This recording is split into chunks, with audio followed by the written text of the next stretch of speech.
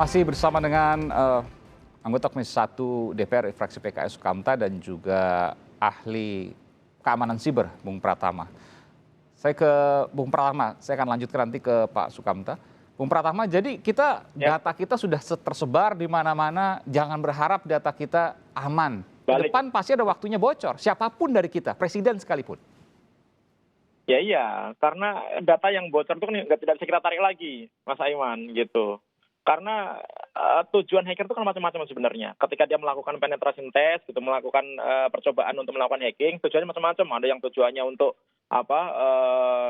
mencari duit, begitu. Tujuannya merusak, atau tujuannya nyari data, gitu, ya kan? Buat menggertak begitu ya. Saya bisa jebol pertahanan Anda loh. Kalau mau aman, Anda harus bayar saya ya, semacam preman lah gitu. Ya itu ransomware, tipe ransomware gitu. Nah, kita lihat sebenarnya tadi di awal Kompas sudah menyebutkan gitu. Ini ada per hari ini ada 33.782 loh Go ID yang diretas gitu. Itu yang dipublikasikan ya. Itu yang di share gitu. Ada 8.800 IP address, single IP address begitu yang berhasil diretas gitu. Ada 25.000 lebih mesh defacement gitu, dirubah tampilannya gitu. Itu saja sudah bisa kita tarik kesimpulan bahwa Go ID ini sangat lemah sekali gitu. Ada yang dari LIPI, ada yang Dumai Kota, ada yang ke Jari Kebumen, ada Wonosobo Kabupaten. Coba dicek itu. Itu semuanya terekspos gitu sistemnya. Nah, ini kalau tidak segera diantisipasi, kalau tidak segera kita punya aturan yang memaksa gitu pemilik platform yang ada di Indonesia ini, baik pemerintah ataupun swasta, mengamankan secara maksimal sistemnya, ya pasti akan kejadian terus, Mas. Selama tidak ada hukuman bagi pemilik platform, apalagi yang mengumpulkan data masyarakat ya, gitu. Jika terjadi kebocoran itu tidak ada hukuman buat mereka, hukuman yang berat, ya pasti akan kejadian terus. Maksudnya dihukumannya adalah yang menyimpan data itu, misalnya perusahaan yang menyimpan data itu yang diamanatkan gitu ya, lalu kemudian negara, termasuk juga kementerian? Ya betul dong. Contohnya BPJS Kesehatan, itu kan punya negara yang disimpan data masyarakat gitu. Terus kalau misalkan itu bocor, diapain itu? Kan nggak diapa-apain sampai sekarang.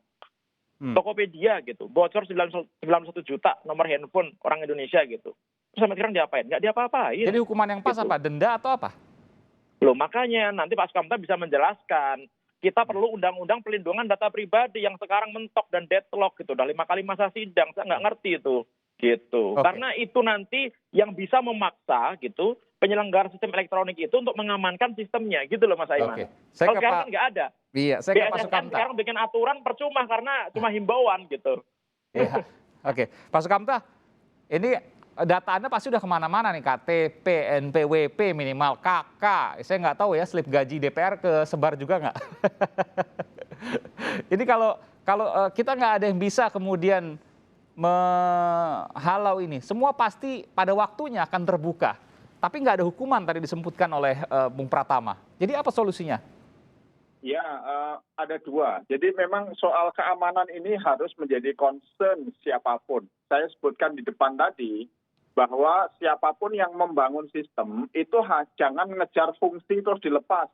Tapi harus mempertimbangkan faktor keamanan itu sama pentingnya dengan fungsi. Bahkan harus lebih penting daripada fungsi itu sendiri gitu. Sehingga kita harus memastikan bahwa ketika suatu situs itu atau apps itu dijalankan, itu pasti bahwa keamanannya itu tingkat tinggi.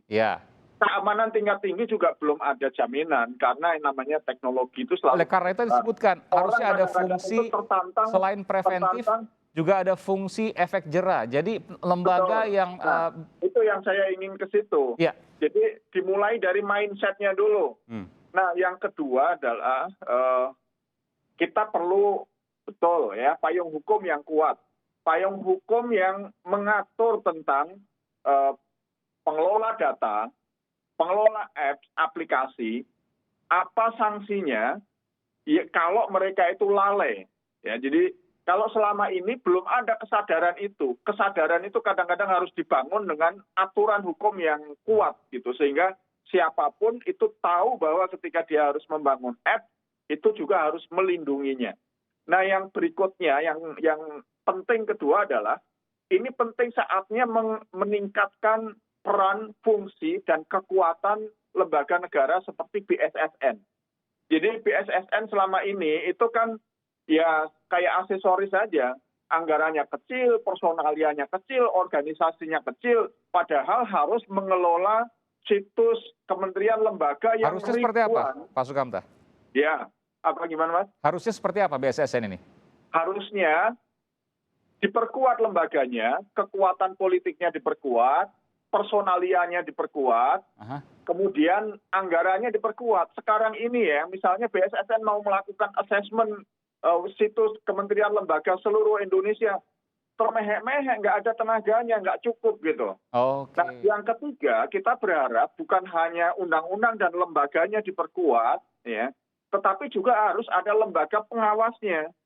Siapapun di negara manapun, kementerian lembaga itu kalau tidak diawasi, ya mengkhawatirkan. Khusus gitu. Untuk ini, khusus untuk keamanan data? Khusus untuk keamanan data dan pengelolaan operasional pengelola data itu sendiri. Ya, kalau itu hukuman tadi Anda setuju, misalnya mau swasta, mau negara, ketika lembaganya membocorkan atau dia lalai karena apa yang telah dilakukan kemudian data publik bocor misalnya, maka dia harus dihukum. Ya, itu ada di dalam rancangan undang-undang perlindungan data pribadi. Hukumannya berupa apa? Denda atau badan? Jadi kita masih berdebat.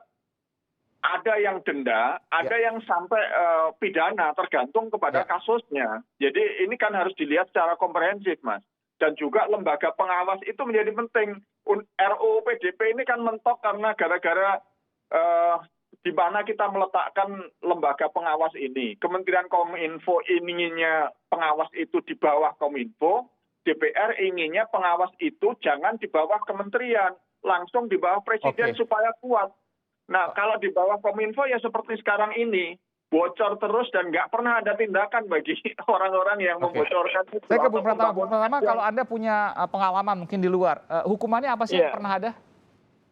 Jadi kemarin di bulan Agustus 2020 itu, Facebook sama Twitter itu baru kena denda sama pemerintah Korea Selatan itu sekitar 82,6 miliar. Itu karena kasus apa tuh? Jadi di Korea Selatan bocor? Ada data masyarakat Korea Selatan yang dimanfaatkan Facebook tanpa izin gitu.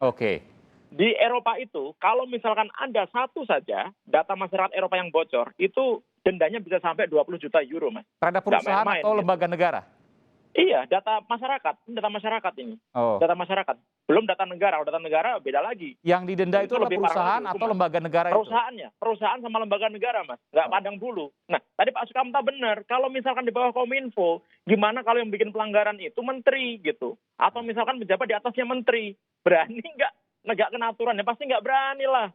Saya setuju saat ini dengan DPR, harusnya independen dong gitu. Karena yang ditegakkan nanti bukan hanya lembaga swasta, tapi juga lembaga pemerintah. Kan lembaga pemerintah juga sekarang nyimpen data. BKKBN nyimpen data, Kemenkes nyimpen data, ya kan imigrasi nyimpen data gitu. Iya, Dukcapil, Kemendagri nyimpen data juga.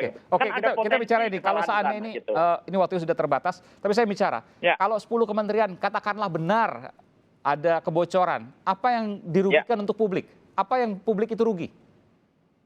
Yang rugi sebenarnya negara gitu, karena data-data itu, apalagi kalau misalnya datanya data-data kementerian strategis gitu.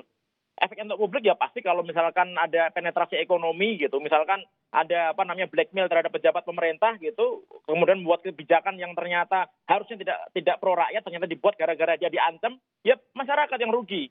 Karena data itu kan bisa digunakan untuk melakukan blackmail gitu. Tapi misalkan kita nggak tahu tuh, Indonesia, nggak tahu tuh, kemudian dia susah minta izin gitu, udah dihack aja, dapat foto-foto, video macam-macam. Anda kalau nggak tanda tangan, nanti saya sebar di internet tuh. Tanda tangan tuh pasti, nggak mungkin nggak. Ya menguntungkan pihak-pihak tertentu di luar misalnya begitu ya. Nah iya, ujung-ujungnya masyarakat semuanya yang rugi. Gitu. Ada satu silakan Mas Sukamta terakhir. Kerugian yang membahayakan itu bukan hanya ekonomi dan sosial, tapi kalau menyangkut keamanan negara. Kita tidak tahu kan data ini data apa yang bocor gitu. Kalau 10 institusi ini termasuk institusi keamanan, pertahanan keamanan, nah ini kan membahayakan keamanan negara. Kita tidak tahu masalahnya apa datanya. Jadi ketika Anda mendesak pemerintah untuk segera menyampaikan apakah benar ada kebocoran, jika benar lembaga mana saja dan data apa saja? Ya, itu salah satunya. Nah, yang lebih penting sebetulnya adalah segera negara ini berbenah untuk secara serius memikirkan pengamanan cyber kita, mulai dari tata kelolanya, peraturan hukumnya, kelembagaannya, sampai manajemennya, semuanya ini harus menjadi mindset penyelenggara negara, karena Presiden sudah mengatakan data itu adalah new oil, tetapi kita biarkan oilnya berserakan di lautan di mana-mana gitu. Baik, terima kasih caranya anggota. nggak susah, Mas Aiman itu. Caranya nggak susah, gampang itu. Caranya gampang. Mau apa enggak masalahnya itu. Oke, nanti dibantu sama Bung Pratama. Terima kasih Bung Pratama Persada dari Sisrek dan anggota Komisi 1 DPR dari fraksi PKS Bung Sukamta. Terima kasih Pak Sukamta, terima kasih Bung Pratama. Sehat selalu.